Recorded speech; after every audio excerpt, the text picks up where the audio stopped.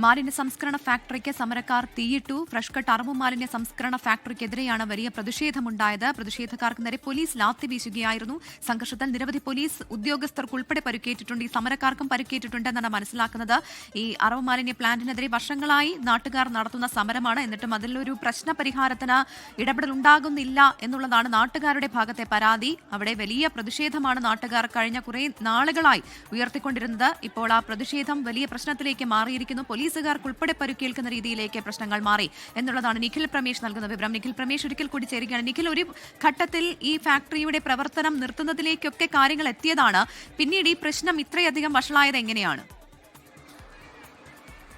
പ്രവിത, ഈ നാട്ടുകാർ ഞാൻ പറഞ്ഞോളൂ, നേരത്തെ സൂചിപ്പിച്ചതുപോലെ തന്നെ തുടക്കം മുതൽ തന്നെ ഈ കമ്പനിയുടെ പ്രവർത്തനത്തിനെതിരെ അതിരൂക്ഷമായിട്ടുള്ള വിമർശനങ്ങൾ ഉന്നയിക്കുക. ഈ കമ്പനിയുടെ പ്രവർത്തനം നിർത്തണം, അല്ലെങ്കിൽ തങ്ങളെപ്പോലുള്ള സാധാരണക്കാരായ ആളുകളെ സംബന്ധിച്ചിടത്തോളം ഇവിടെ ജീവിക്കാൻ കഴിയാത്തൊരു സാഹചര്യം ഉണ്ടാകും എന്നുള്ള പരാതികൾ അവർ നിരന്തരം ഉന്നയിച്ചു പോരുന്നതാണ്. ഇപ്പോൾ നമുക്ക് ഏറ്റവും പുതിയ ദൃശ്യങ്ങൾ ലഭ്യമായിട്ടുണ്ട്. അതായത് ഈ കമ്പനിയുടെ ഒരു ഭാഗത്ത് നിന്ന് നാട്ടുകാർ ഇന്ന് പ്രതിഷേധം നടക്കുന്നതിനിടെ തീയിട്ടതിൻ്റെ ദൃശ്യങ്ങൾ, ഏറ്റവും പുതിയ ദൃശ്യങ്ങൾ ഇപ്പോൾ പുറത്തു വന്നിട്ടുണ്ട്.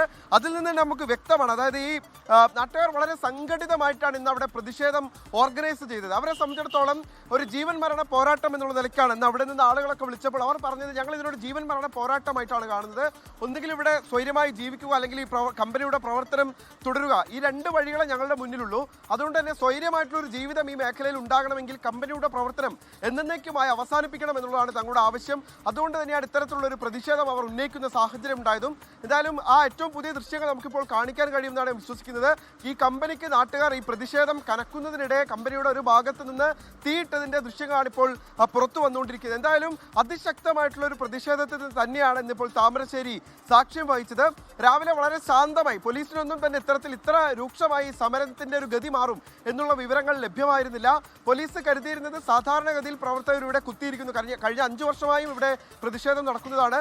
സാധാരണഗതിയിൽ അത്തരത്തിൽ ആളുകൾ ഇവിടെ വന്ന് കുത്തിയിരിക്കും, അവരുടെ വാദങ്ങൾ ഉന്നയിക്കും, അവർക്ക് പറയാനുള്ള കാര്യങ്ങൾ പറയും, അത് കഴിഞ്ഞ് മടങ്ങിപ്പോകുമെന്നായിരുന്നു പോലീസും കരുതിയിരുന്നത്. അതുകൊണ്ട് തന്നെ മതിയായിട്ടുള്ള പോലീസ് സേനയെ, അതായത് കൂടുതൽ ആളുകളെ വിന്യസിച്ചുകൊണ്ടുള്ളൊരു നിയന്ത്രണത്തിലേക്ക് പോലീസ് പോയിരുന്നില്ല. എന്നാൽ ഉച്ച പിന്നിട്ടതോടുകൂടി പ്രതിഷേധക്കാരുടെ മട്ടുമാറുകയായിരുന്നു. അവർ ആ പ്രതിഷേധത്തിന്റെ രീതി തന്നെ മാറ്റുന്ന കാഴ്ചയാണ് നമുക്ക് കാണാൻ കഴിഞ്ഞത്.